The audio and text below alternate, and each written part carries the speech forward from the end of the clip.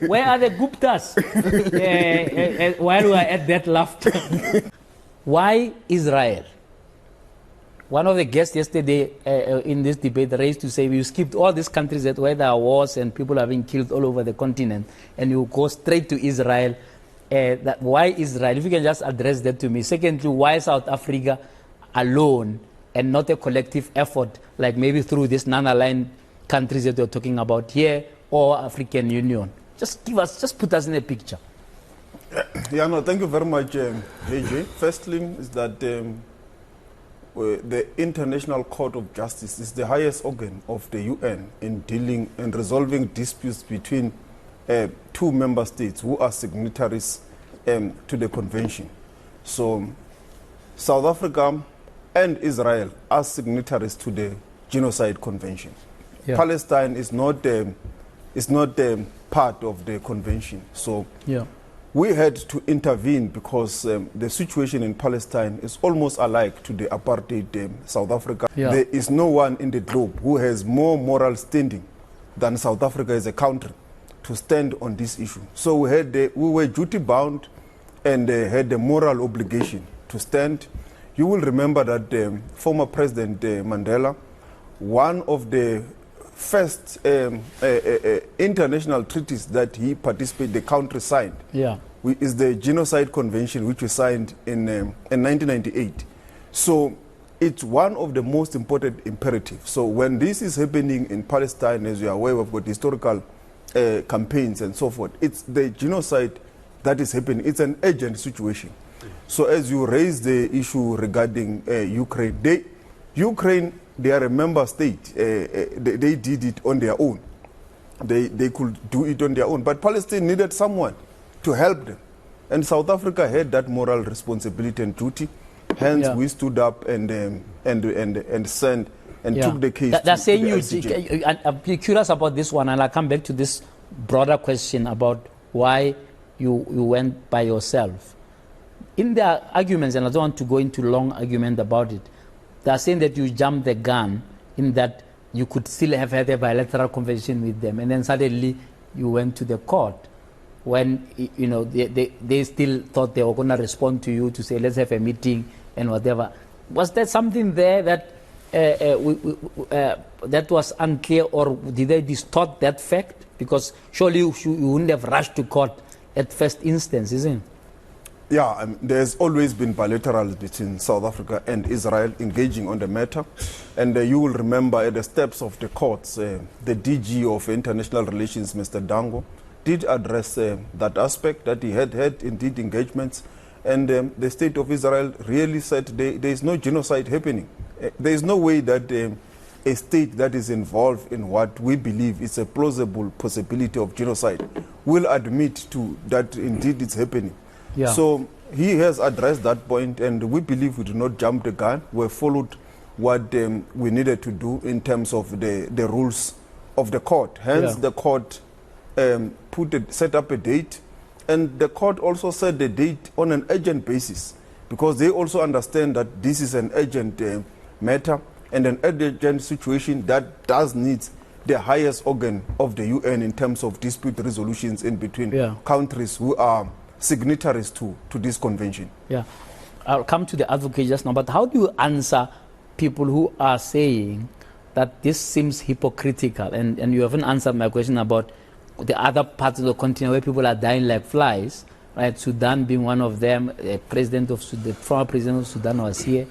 You resisted despite the court order to arrest him, right? And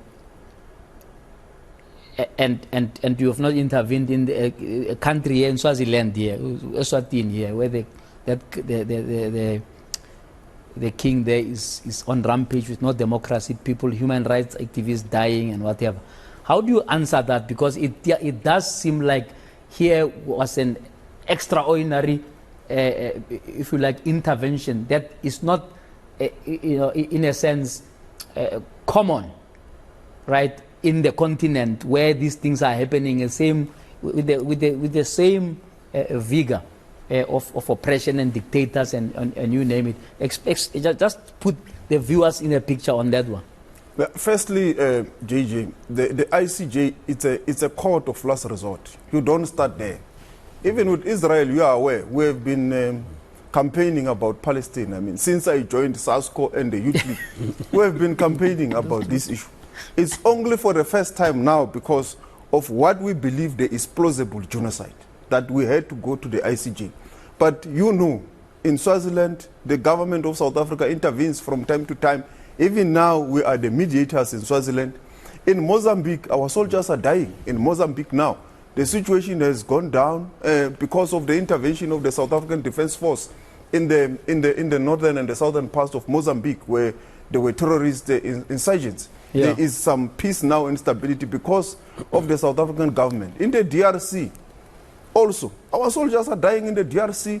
It is our soldiers so it's not participating. True to say you didn't do anything in the continent. No, it's not. In fact, we are the biggest contributors in any peacekeeping mission in the African continent, even in South Sudan. It's our contribution.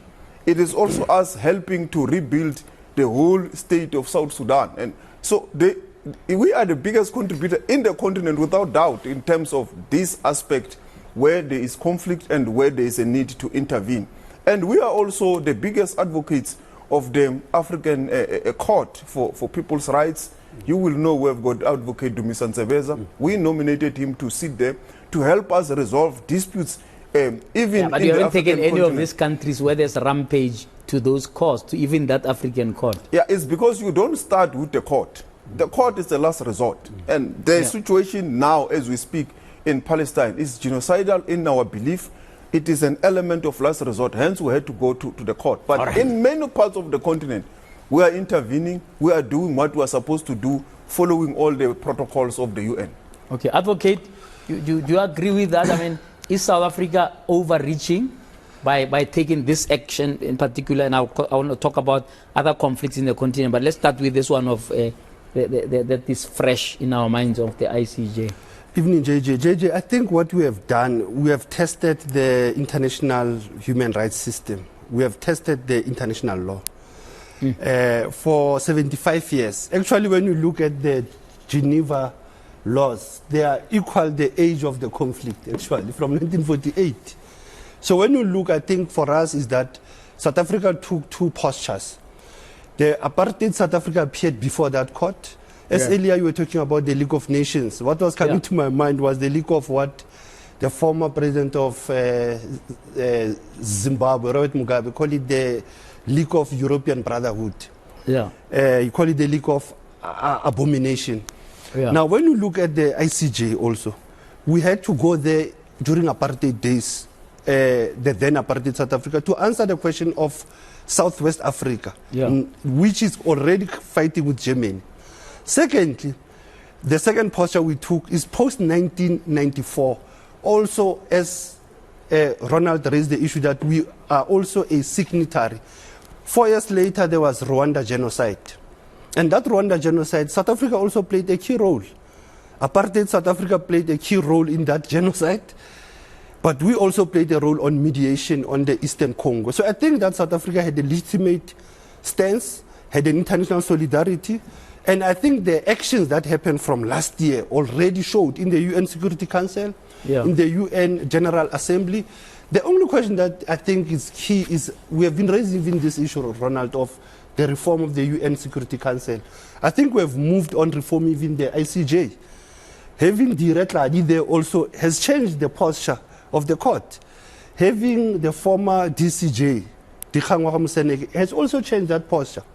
So I would think, JJ, that we have made a move of testing the international law, and at the same time we are waiting for the 17 judges to come up with a clear verdict that will look at the agency and the emergency of the situation that is in the Middle East or in the West Bank. And that's where, JJ, we have a challenge that the AU also had been having a problem with accepting Israel as an observer. Remember that we had to question their observer status at the AU.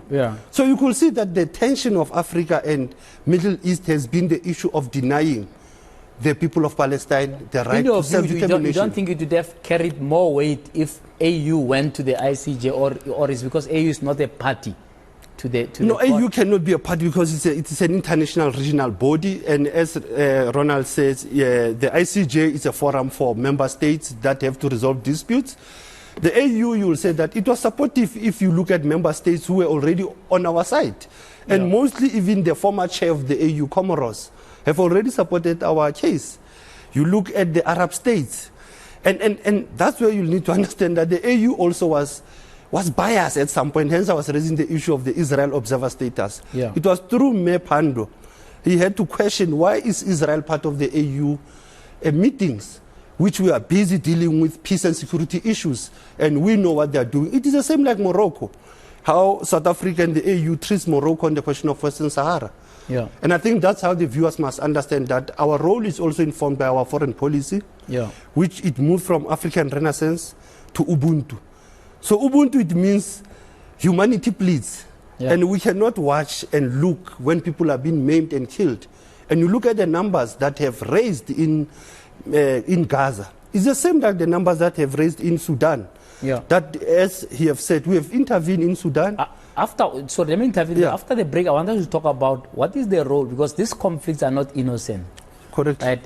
And they tend to be a proxy of other powers outside the continent. If you look at what's happening in Francophone Africa, the role of Wagner there, etc. I want you to zone in on that after the break, and we analyze that. And then also, if the minister, you can come in on the non-aligned to say, can the non-aligned movement make any dent, or is this just a talk shop, especially in as far as pushing for reform of the United Nations? I mean, I don't know when President Mugabe was talking at the AU, I think it was 10 years ago, saying we're coming to New York, staying in expensive hotels and talking about the reform of the AU. It's like a decade down the line, and I'm not aware that anything significant has happened, with that kind of discussion. So let's kick off with that. What is the influence of external forces in these conflicts? If you can lead us on that conversation.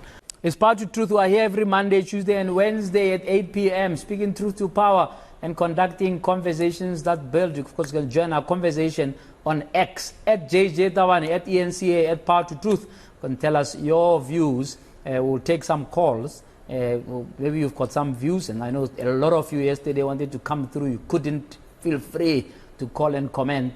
It's your show.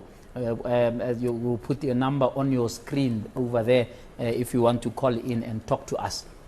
Lead us on this discussion of external forces. There's a sense that these conflicts are not innocently African in isolation. JJ, we have what you call hidden faces and hidden hands in African conflicts. And that comes from even the foreign military bases. I hear you talk of Wagner and Russians, but you have Americans who are in 34 spots in Africa. 34. You have the French that have been in the Sahel region for many years, and most of them is what we call the legacy colonial master remaining after independence. You look at the Sahel now, how the French hegemony was seen when there was this military juntas starting to have this military coups. But I suppose that's why Russia is thinking is also being left out. Correctly, but remember that Russia was not part of the Berlin Conference, and it was not part of all these conflicts. Even China has been very clear. You find China, Russia, they've been very clear that you have USA, you have France, you have Britain, you have India, you have Japan. You have many countries that are involved in Africa. And those proxy wars are on a few things. Natural resources. Secondly, is the part of neo-colonialism that Nkrumah spoke about, that the last stage of neo-colonialism is going to be imperialism. And the imperialism will be on the state resources. It will be on governance issues. So the push and the pull factors, JJ, the AU actually, in 2016, the Peace and Security Council of the AU was concerned about this foreign military bases. 2019, it was the same question. 2020, when they come with the silencing of guns in Africa, they were already aware that actually the silencing of guns include even these foreign military bases that are in the African continent, and that are also extracting, exploiting natural resources. And that's where the AU has been silent because some of these countries have been working with the military. So that's where you have this challenge of this proxy wars that you are raising. But there's a question of this, why you have many foreign military bases in the African continent. It's intensifying in the Francophone Africa, because often we tend not to focus on that and focus on the Anglophone. No. I think in the West, in the Sahel, they are moving out. Niger, it is a case in point. Niger is moving towards Russia. Mali is moving towards Russia. Burkina Faso is moving towards Russia. Is that a good thing? For me, I think, JJ... Because often, and I want the minister to come in here. Often when it comes to Russia, there seems to be a different standard altogether, if you can come in there, Ronald, of how we see. So the others will say, this is colonialism, whatever. And then, but if it's Russia now, it's our friends, because now it's part of the BRICS and all of this. Please make me understand the approach of the South African government on such things. Yeah, it is... Obviously, we look into the multilateral institutions, and as you are aware, particularly us from justice context, we mostly focus on what is the UN resolutions, what are the bodies that are aimed to resolve the conflict.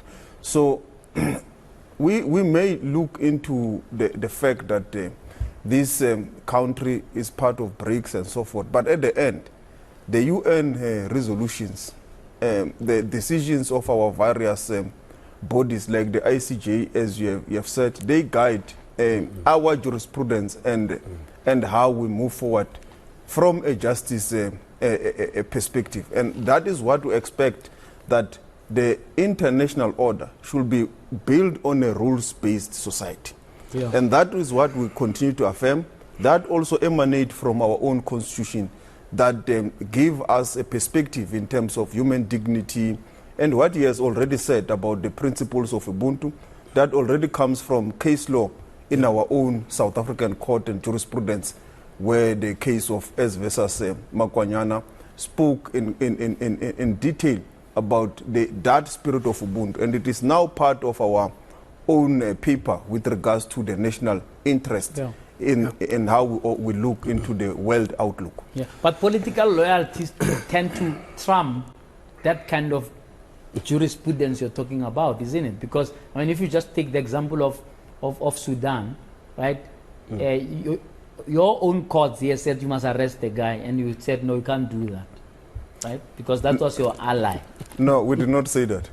No, you did, but you demonstrated it because you whisked him out of here. No, there is no finding of the court that we whisked him out. There actually is. The finding was that the court said we must arrest him. Yeah. So why did you arrest him?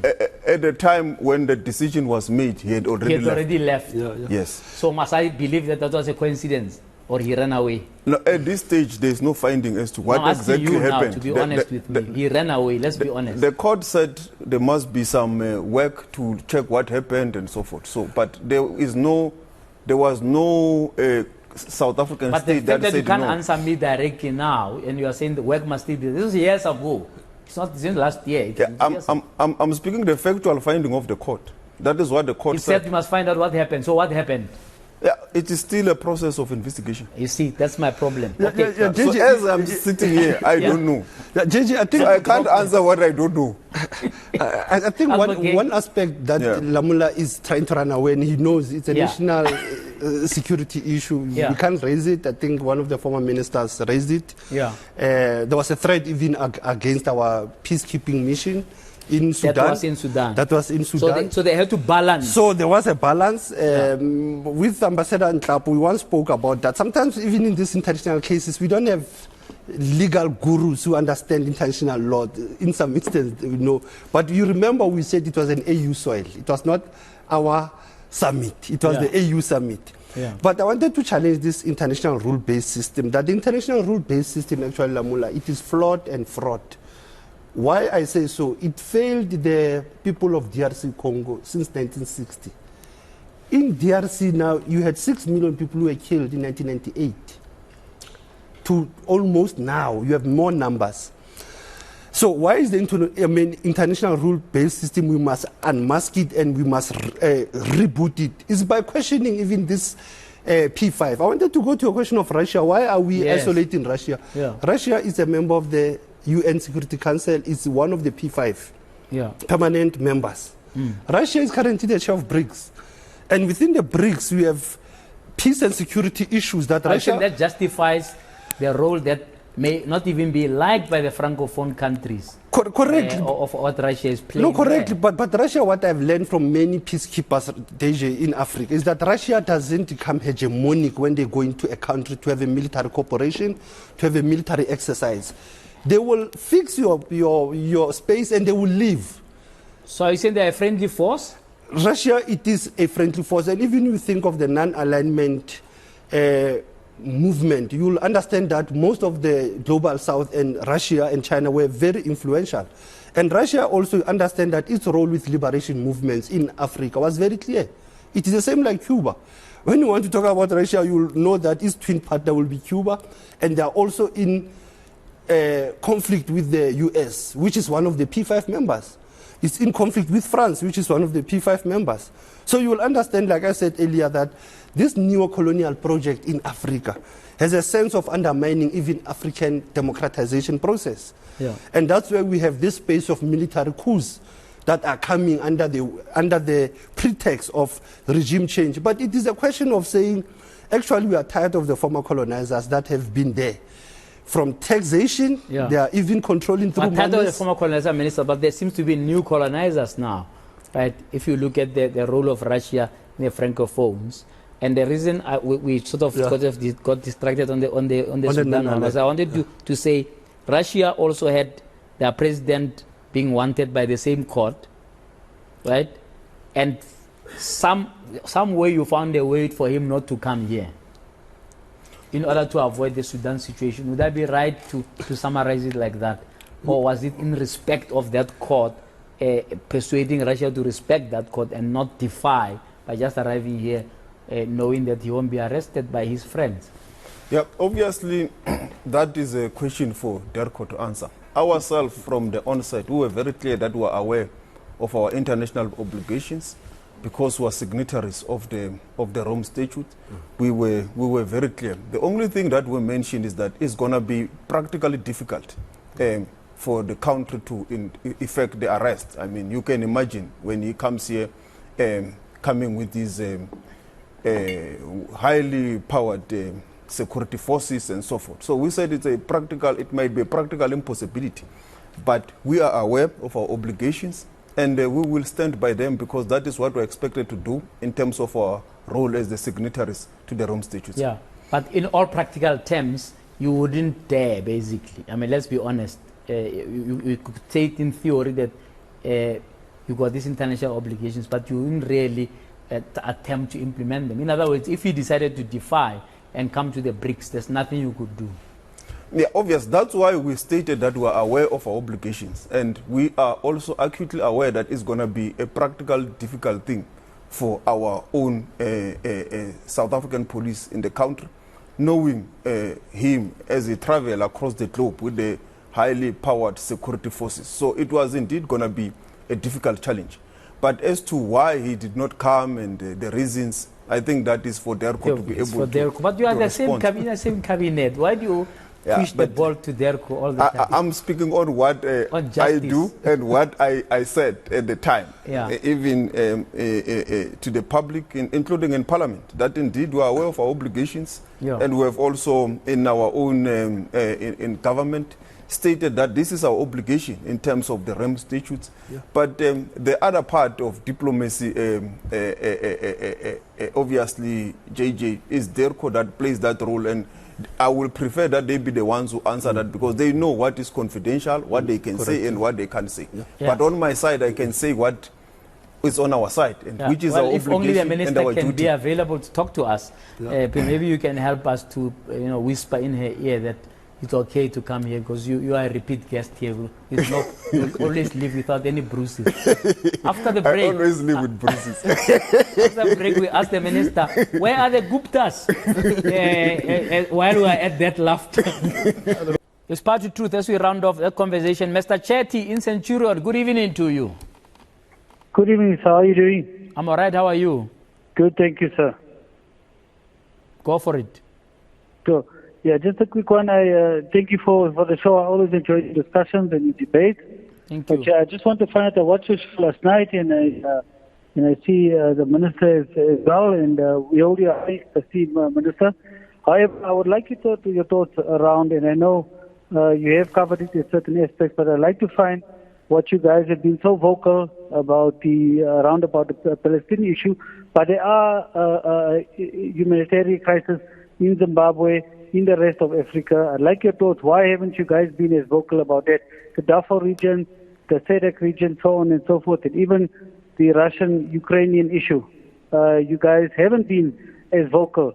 And I'd like to know, Minister, like I said, I hold you quite esteemed as a future leader. What's your thoughts around it, and why does all lives matter or does certain lives matter? Thank you. Okay, Chetty. The minister did touch on that a little bit, but I'll ask him just to summarize and retort on that. Manu, good evening. Hello. Hello, go for it, Manu. Okay. Manu, good evening. Good evening, Prof. How are you? I'm all right. How are you? Okay, straight to the point, right? Yes. We got bigger issues in South Africa. 68 murders a day. Yeah. Okay? Which is 27,000 per year. More people dying here than in the Gaza war. Yeah. Why can't Minister Lamola sort out our problems first and sort his courts out which are delaying our cases? Yeah, okay, Manu. All right. There's always a dichotomy, and I think it's important we talk about it because I've deliberately said this week I'm dealing with international affairs because our mentality sometimes is about just looking inward. Just tackle that question and answer, man. He says thousands of people are dying here more than in Gaza, and you are running there to sort it out here. Just educate somebody about what's the link. Yeah, firstly, JJ, maybe before I go to the link, is that in our courts, on a day-to-day basis, people are convicted for murder. As we speak now, our prisons are overcrowded. There are murderers convicted for many years in our courts. 99% of the Department of Justice budget is domestic. We have courts in each and every province, regions, and town dedicated to deal with these challenges. Yeah. We also have a responsibility in terms of our constitution of various multilateral structures that we are affiliated to, which we have to honor, including one of them, the Genocide Conventions, and many of them, which we participate from time to time. So that is also the context that we do. Obviously, we are guided by our national interest document and also guided by DERCO as we do so. But the long and short of it is that 99% of the Department of Justice budget is local and domestic. Yeah, and quickly on vocality, because yes, you may be doing things, but he's talking about being vocal. You are saying, well, we're mediators in Eswatini. I've never heard of it for months on end. So you only hear if they have killed somebody or there's some other strange thing that has happened here or in Uganda or wherever. So there's an issue about this so-called silent diplomacy. You want to weigh in on what Catherine said? Firstly, with the Ukraine, you will remember the president led an African initiative to Ukraine.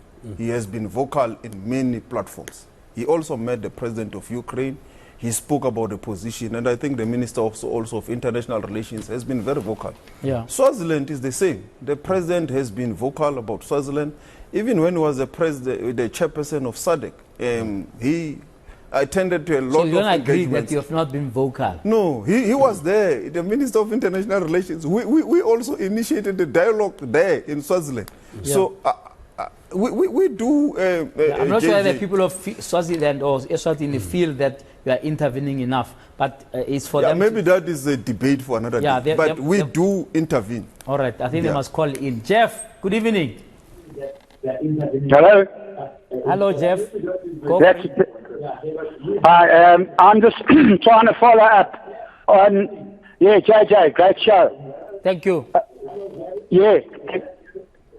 I'm trying to get clarity on how, and the story is that Iran is tying the ANC.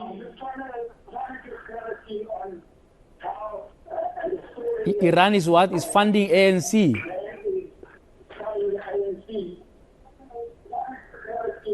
Jeff? Yes, to fund the ANC to run political interference, and they're being paid for it. Oh, all right. No. I'm not aware that he can answer that, but I'll put it to him. Let's go to Jonathan. Good evening, Jonathan in Joburg. Good evening, Prof. Evening to you. It's a great show. Last night was quite heated, as we all watched, and there were some big emotions flying, but you handled it very well. Thank you. To the Minister, congratulations on a very good production with regards to the team that you put together to go to The Hague. What is your best possible outcome that South Africa awaits with regards to the decision that's about to come out? All right. Thank you, Jonathan. Thank you, Jeff. And thanks for those of you who have called and to participate in the show. Just briefly, because I want us to go back to the continental security now and just wrap up that conversation. But can you respond to him? What's the best possible outcome?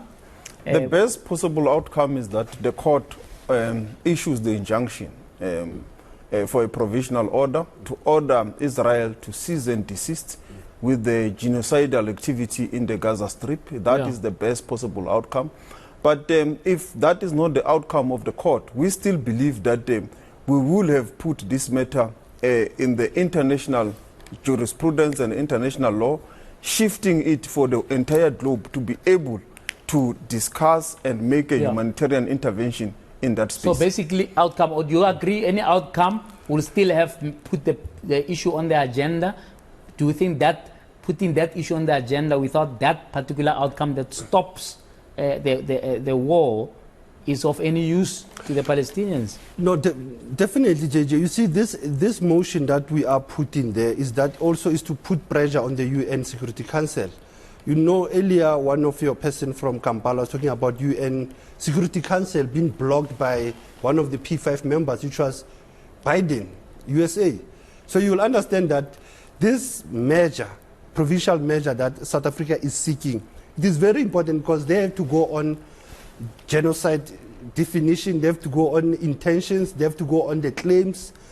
I mean, one has to say that it was a very precise and an eloquent 84-page document that even if people criticized us, we were able to present a compelling, convincing case that will assist the people of Middle East, but also a lesson to the broader continent when these atrocities are happening. Hence, I think Ronald is correct. The question of humanitarian aid, it is imminent. The R2P, which is a principle of the UN, responsibility to can protect civilians. It is what is key on this case. As we part, I mean, I want to ask you a simple question. I know there's not enough time for these things, but should the AU be doing something about quelling the conflict, like escalate that part, or you are happy with what they are doing now in terms of when you talked about peacekeeping missions, etc., etc. That's on the militaristic part, but we still have, undemocratic change of governments, coups, you name it, which is unfortunately what spoils the African story, right? So I want to talk about that as we part, but let's talk to Dino. Dino in Malahleni. Good evening.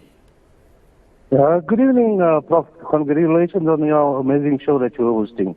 Thank you. I want to take this opportunity to extend our sincere thanks and appreciation to the Minister and his delegation for their valiant efforts to try and restore peace and order in an amazing country like Gaza. I was part of the apartheid system, and I know what it is to be tortured, and I know how difficult it is to live your life as a free human being. For 75 years, they've been trying to, in a way, claim the state. But, Minister, congratulations. Murder occurs in every part of the world. They kill people in America where the most advanced CIA, FBI agents are. So, in South Africa, it's part of the job as well. But congratulations to you and your team. We are extremely proud of you, and well done. You've put South Africa in the map. All right, thank you, Dino. Yes, parting shots now on the security situation. JJ, quickly is that the AU Peace and Security Council work with the regional economic communities like SADC, East Africa Community, ECOWAS. That's where we need to put our emphasis. And secondly, we need to understand, JJ, that even South Africa, remember the conflict in Ethiopia, Tigray. We had a Tswane resolution, Tswane declaration coming from South Africa to end a war that began during COVID, 2020. But how do you deal with the proxy wars? I mean, I raised the issue of Wagner's role in Francophone Africa. Is this something that can be helped by, for example, more collaboration in the BRICS, where there are rules of engagement, so that we are not back to a colonial scramble for Africa? No, correctly. One has to have the modality through the BRICS, but also the AU Peace and Security Council and its architect. And that's where it goes on the ending and closing of the foreign military bases. Your AFRICOM, I might have left the Islamist jihadist group also, because I mean you have a complexity of actors, JJ, when you look at the African conflict map. And that's where I'm saying the foreign military bases that are in Africa has to be closed. Is there appetite for that? I mean, you participate in the AU section of justice, etc. I mean, I'm sure these things are raised as part of security cluster, right? Do you think it's something that could even be on the table to close those military bases, or are there vested interests to a point where that can even be on the table? Yeah, firstly is to thank Dino for his heartwarming message. We do a thankless job, JJ, but when we receive such message, it's heartwarming. And I can imagine. From all over, yes, that's very great. On the point that you are raising, or the question, for us from the justice context, is that our concern is the fact that we do not have enough member states that have acceded to the Malabo Protocol that is aimed to resolve disputes in the African continent, and also try those who might be involved in acts of human rights. So from your perspective, yes, we are concerned with regards to that, and we obviously call from our platforms when we do get them at the AU level that many member states should accede to this, so that we can have, when there are challenges in the African continent, the disputes being resolved by our own African courts, and we don't only have to rely only at the ICC and the ICJ, but we can find that platform. So that is the call that we have. Wonderful. There's a minute left. Tell us about the Guptas in 30 seconds. What's the latest? What's the latest? The latest is that we are still in engagement with the UAE authorities so that we can resubmit our papers. Are you going to take them to court? Because I think we must just take them to the court also, because they seem to be messing you around. The Guptas have run away for many years. Yeah, they will definitely come back to South Africa when we follow all the processes, and we are still following it through. All right. Minister Ramola, thank you for always being available to talk to us. And once again, well done on The Hague. We look forward to seeing how that will all be resolved. We all want some kind of a peaceful resolution. Advocate Mantula, thank you for always sharing of your wisdom and knowledge around the continent. So thank you, gentlemen, for your time tonight.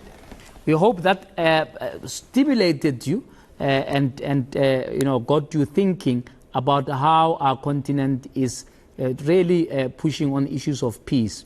We didn't have enough time. I wanted to talk a little more about what are the possibilities of a regional conflict out in the Middle East, or another conflict caused by a Ukraine war, etc. Can that lead into a full-scale world war? You think about it. You tell us on @JJTawane @ENCA whether or not you think that is even a possibility. But these conversations will carry on.